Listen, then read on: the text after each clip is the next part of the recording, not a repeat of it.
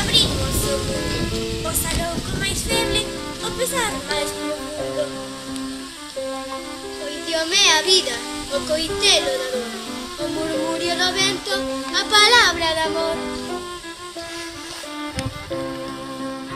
O idioma é o tempo, e a voz dos avós, ese breve nun sol que deixaremos nos.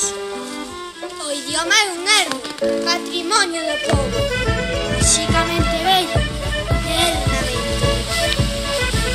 O idioma é a patria, a esencia máis nosa, a creación común. mellante poderosa.